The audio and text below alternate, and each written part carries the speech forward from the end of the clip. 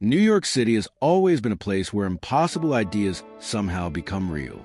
From Central Park carved out of dense neighborhoods to skyscrapers rising where marshland once existed, the city has never stopped reinventing itself. But today, New York is attempting something on a scale it hasn't seen in generations. A $48 billion megaproject, larger than many entire cities' budgets, designed not just to reshape the skyline, but to redefine how New York lives, works, moves, and survives the future. This is the story of what's being built, why it's costing so much, and how it could change New York forever. A city running out of space. New York's biggest problem isn't ambition, it's space. With more than 8 million residents packed into 5 boroughs, every square foot is fought over. Housing prices soar. Infrastructure ages. Transit systems built a century ago struggle under modern demand. And unlike most cities, New York can't simply expand outward. Water surrounds it. History locks it in place. And gravity limits how high it can safely go. So city planners face a brutal question. How do you build the future of New York when there's nowhere left to build? The answer was bold, risky, and incredibly expensive. Build on top of the city itself. What is the $48 billion project? This massive investment isn't one single building. It's a network of interconnected megaprojects, focused mainly on Manhattan's West Side, designed to transform obsolete infrastructure into an entirely new urban ecosystem.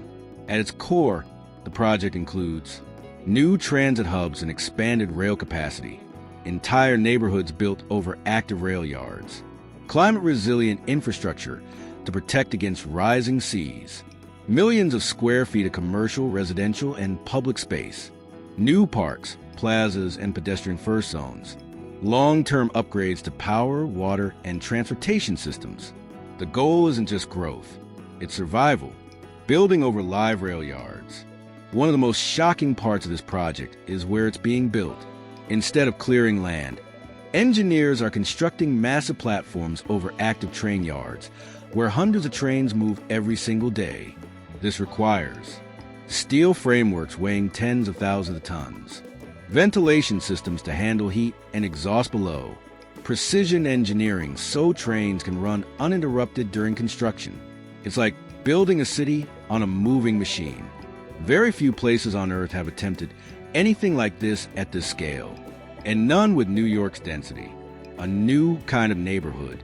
This project isn't just about shiny towers. It's about rethinking how a neighborhood functions.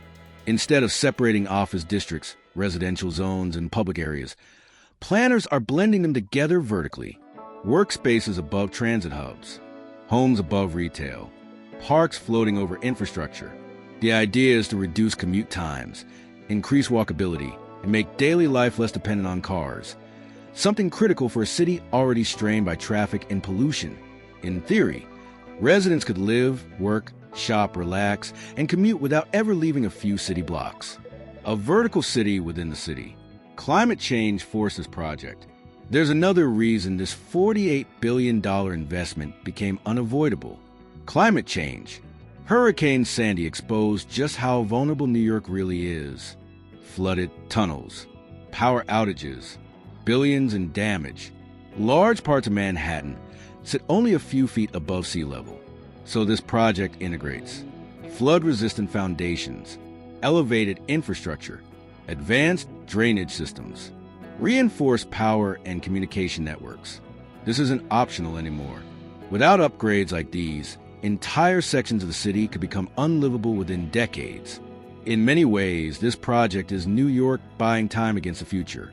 Why it costs $48 billion. The price tag shocks people, but in New York terms, it makes sense. Here's why it's so expensive. Construction happens while the city stays fully operational. Land acquisition costs are among the highest in the world. Engineering challenges are unprecedented. Labor costs reflect one of the most skilled construction workforces on Earth. Safety standards are extreme. Delays can cost millions per day. Every mistake is magnified. Every decision carries massive financial consequences. This isn't just construction, it's urban surgery. The controversy. Not everyone supports the project. Critics argue it prioritizes luxury development over affordable housing. costs could spiral even higher. Public money benefits private developers. Longtime communities risk being pushed out. Supporters respond that the city desperately needs new housing and infrastructure. Thousands of jobs are created. Long-term economic growth justifies the cost. Without projects like this, New York risks stagnation. This debate reflects a deeper question. Who is the future city really for? Economic impact beyond New York. This project isn't just local. Its ripple effects reach far beyond the city. Tens of thousands of construction and permanent jobs. Increase global investment confidence in U.S. cities. A blueprint for dense cities worldwide facing similar challenges. New standards for building over infrastructure. Cities like London, Tokyo, and Hong Kong are watching closely. If New York succeeds, this could become the model for 21st century megacities. If it fails, the warning will be just as powerful, changing how New York feels. Beyond numbers and steel, this project will change something harder to measure: how New York feels. New public spaces will open areas once hidden behind fences and rail lines. Pedestrian-friendly streets will reduce noise and congestion.